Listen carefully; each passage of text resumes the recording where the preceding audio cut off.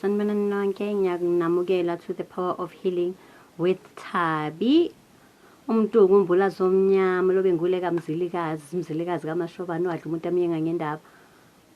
So today ngizothinta indaba enkulu today. Ngizokhuluma ngokuthi lusho ukuthini ubizo lwakho noma asho ukuthini amandla wambathise wena ubizo lakho. Asho ukuthini amandla ombathiswe wona obizo lwakho. Oqala nje ngingakangena esihlokweni sanamhlanje ngizokhuluma ngento ebalekile, a message from the above. So kuthiwa mangithi kini ukuphahla nge-salt or ukuphahla nge-grof salt itswayi ukuxosha imilingo. It's very important ukuthi ukwenze nalokho because kuxosha umlingo, kuxosha imimoya emnyama. Ngithe imimoya, not idlozi elimnyama noma mhlambe abadala abamnyama noma abadala abangcolile. Imimoya emnyama. Later on I will try to explain ukuthi kufikela kanjani ukuthi kuze kuthiwa idlozi limnyama noma lingcolile. So I did want to just pass on the message that ukuphahla nge-grof salt, guys. Sometimes you don't need it snafe or in paper. Sometimes you just need grof salt. Ngiyabonga kakhulu. Today esingishilo isihloko sethu guys, I just want to say this. The universe is very complex and the universe is very diverse. And let us stop lento ukuthi we know it all. So a lot of times sihlangana nabantu bethi mina sengizame kakhulu akukho umuntu ongisizayo noma akekho umuntu okwazi ukungisiza. Yes, there are people out there who cannot sometimes help because amandla banawo mhlambe awafinyeli lapho noma they practice, you know, rituals for just to make money, or mhlambe asithi kukhona abantu abama scams. I won't deny that. Bakhona abantu abama scams, so you need to look out ukuthi uye ubani, you understand. And also I just want to mention this, alikho idlozi elingathi umuntu ezile egula bese lithi lala naye kuzaphila, ikho leyo nto. And we are aware of GBV, guys, so we need to be very careful and very conscious of who we go to. But also into esenza ukuthi sifike singawuthola usizwe, first of all, it's familiarity, knowledge, and knowledge nje. Sine knowledge enkulu that we think we understand how izinto should be done. So when you go and consult, when you go looking for help, already at the back of your mind so ne solution wena, and you want things. So if I were to say to you, please use umhlabathi, thatha umhlabathi ngaphandle uhlanganisa namanje, now you question it ukuthi hayi lo ngathi fake, because I told you a remedy that you were never expecting, that a remedy that you're not familiar with. So because already when we talk about amakhandlela, people often say mina ngiuza wonke ama-colors, and when you ask for what, yini la ameleni la ma-colors kuwe, have you ever been shown ukuthi usebenzisa ama-colors athize, umuntu akazi. So we just follow things because i-trend and this is how other people do things, then you think ukuthi izokusebenzela wena. I want to say this. So the topic is lusho ukuthini ubizo lo muntu, right? Ubizo lo muntu, guys, you might know me for 30 years. But once ngembathiswe amandla obizo, once ngiqalile uhambo lwami kubizo lwami, you don't know me anymore. You don't know me anymore. And stop thinking, because we often undermine abantu thinking ngiyamazi, bengihlala naye, bengibloma naye, sikhuliswe sonke. Yes, you do know uThabi. Yes, you do know uThabile as an individual, as a natural human being. But awazi amandla uThabile sewembethe manje, awazi amakhehla nogogo abahamba noThabile manje. So you don't know, give me in this phase yobizo lwami, or give me in this journey yobizo lwami, sorry about that. But wazi mina as this human being or as a friend, because we are natural human beings as well. We are singabantu with flesh. We understand.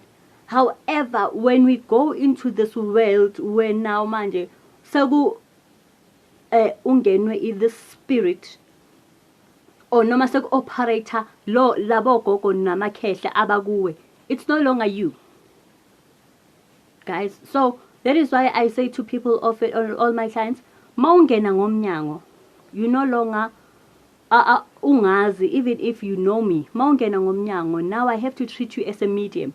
If I have to advise you, I have to advise you as a medium and not utabile lo omaziyo. So that is our problem, is that usizo, guys, kulukhona out there, usizo liseduzane nawe, but we often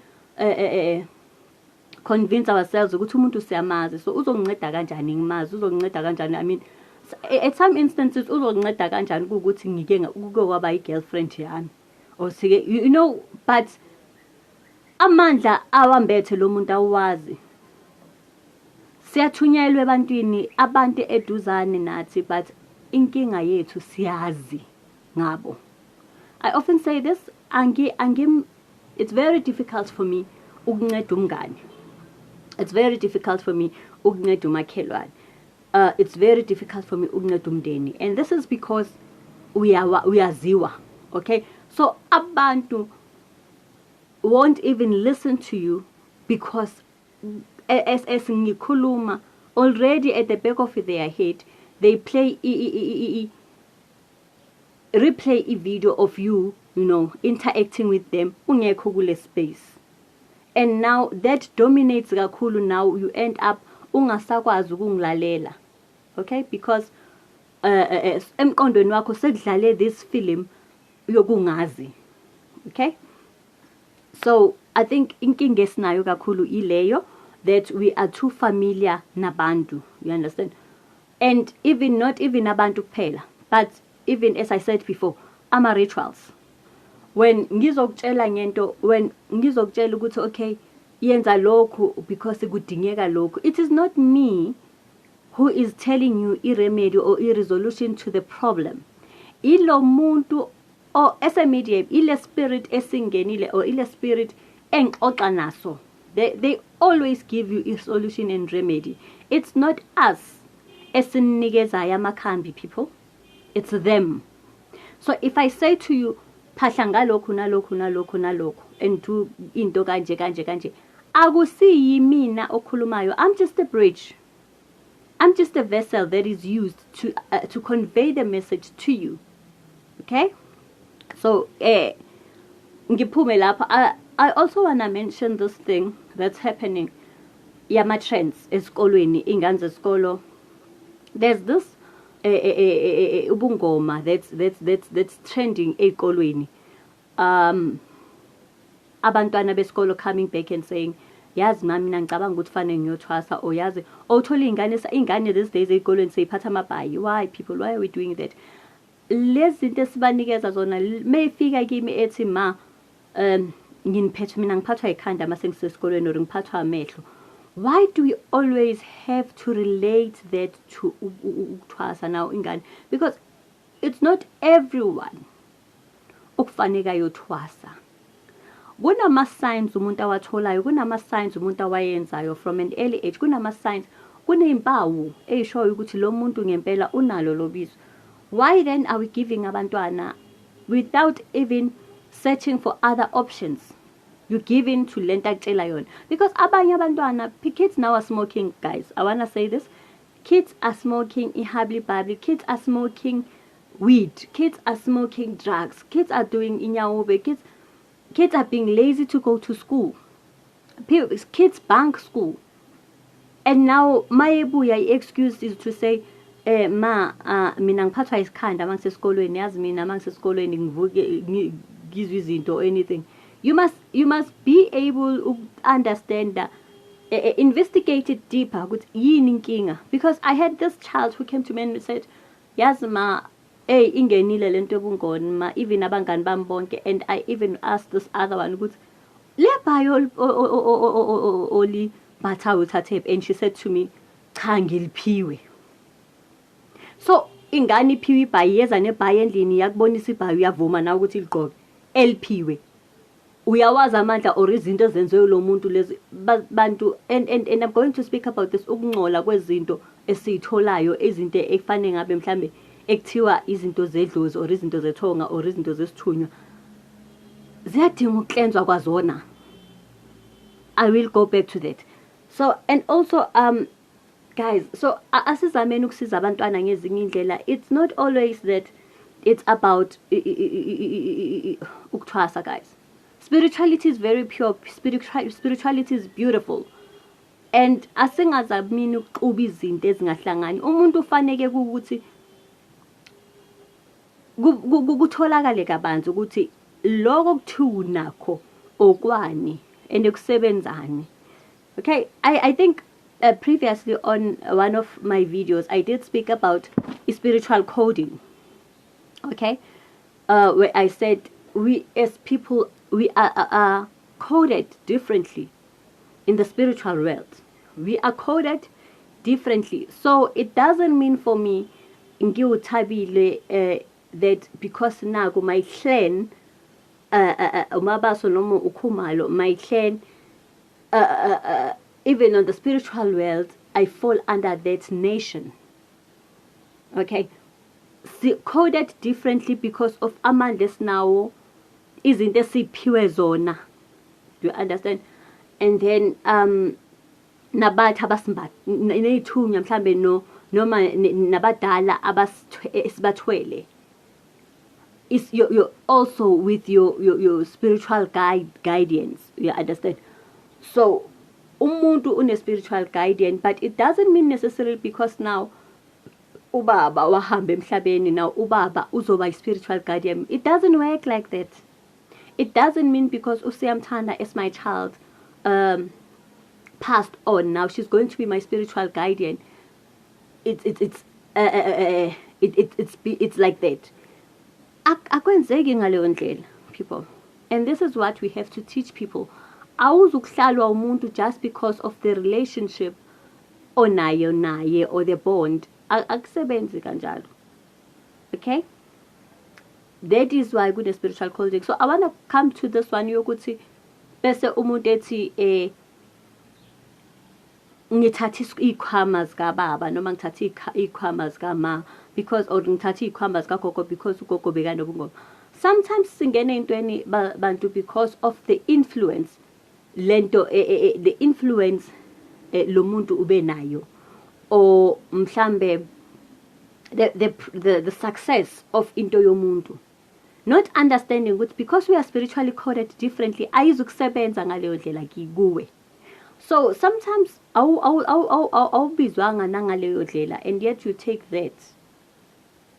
Uyanda abazifikelanga kuwe bathi okay na I process ukuthi umuntu mhlawumbe uhambe uyohlola bese umuntu athi wena udinga ukuthatha ikhwama zika mama. You need to investigate and understand why and how. That is why I see umuntu engene afika pha athwase, umuntu afika athwase, umuntu afike eseqedile yonke into, izinto zingavumi still.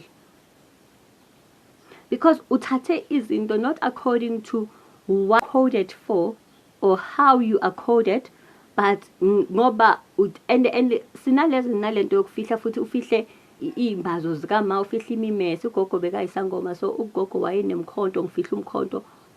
Guys, yonke into iyahlenzwa.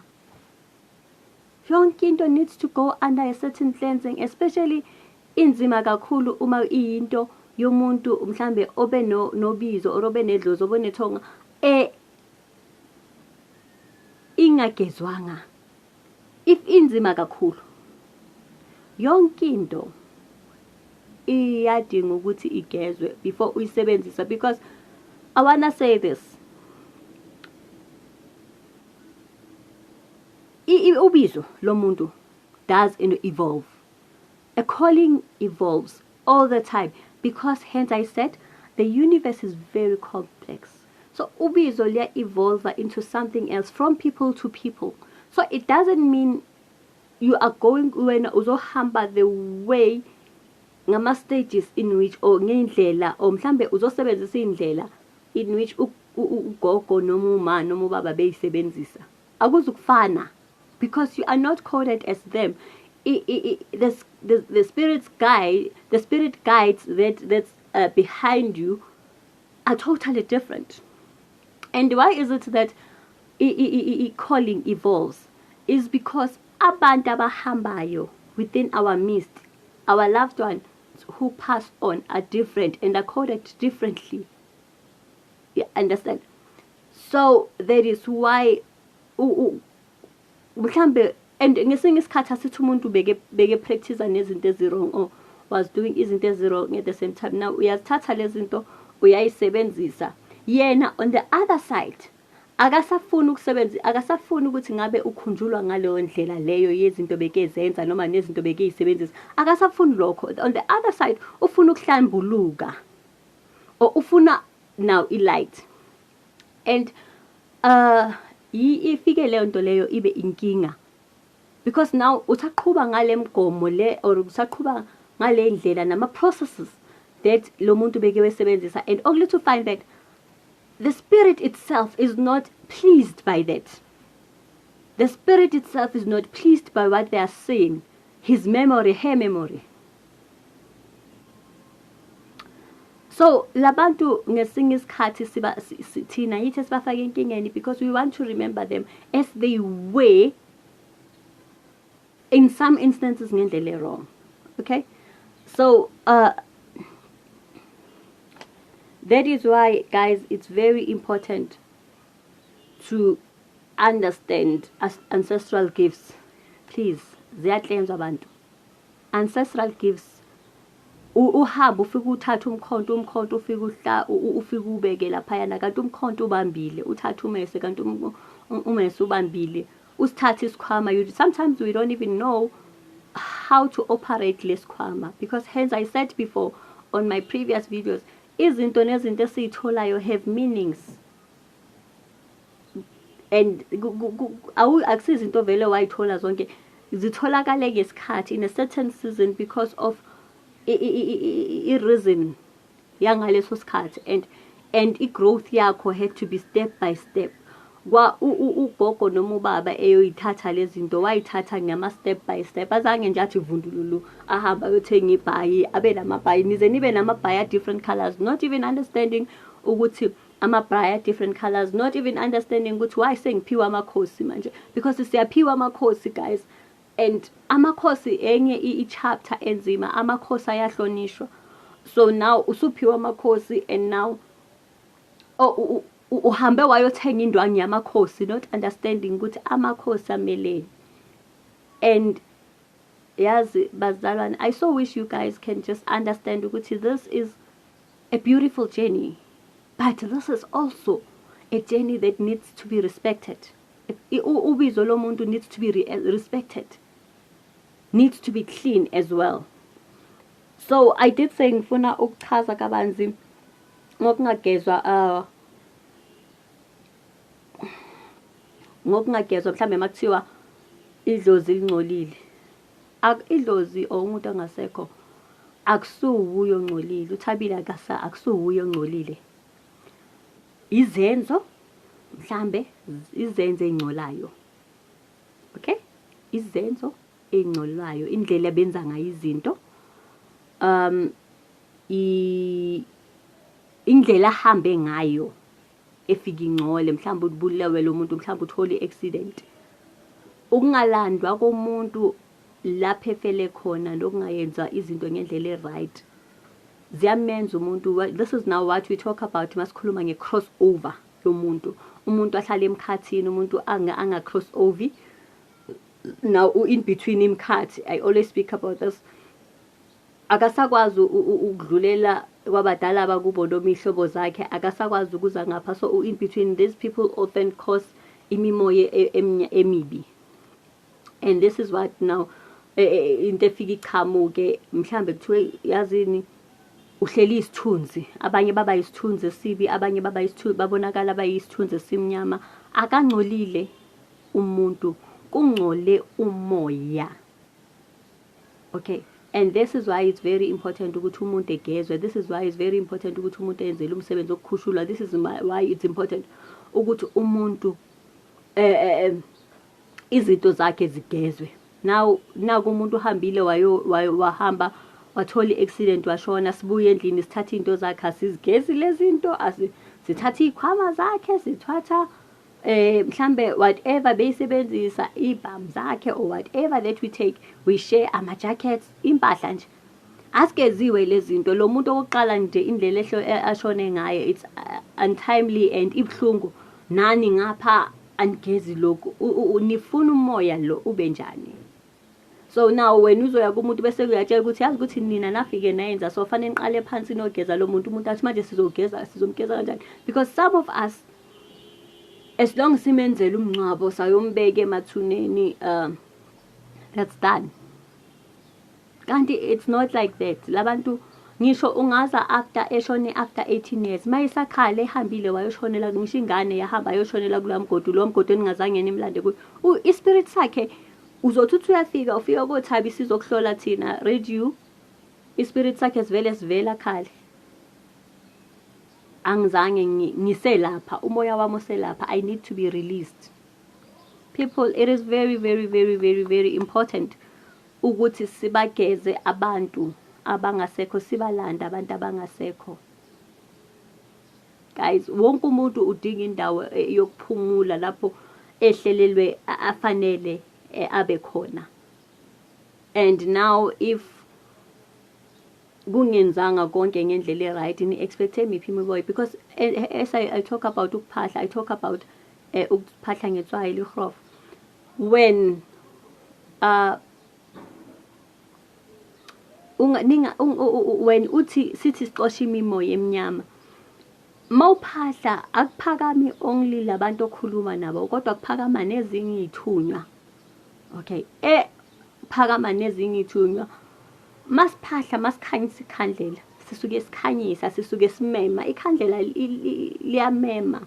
Now umemi, that is why mawuzozimema leyithunywa uyazibiza ngamagama noma uyayibiza ngeyibongo. So it's understandable ukuthi ukhuluma nobani for ini.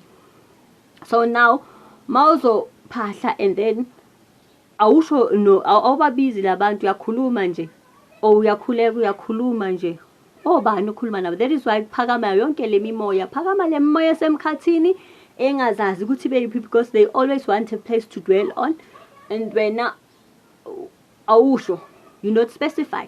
So kubalulekile bazalwane, paternal maternal surnames are very important for us to know. And ngizokhuluma ngalo kabanzi as we go on ukuthi zibaluleke ngayiphi indlela. Ngibonga kakhulu guys, and I do hope you subscribe to my channel. Thank you very much.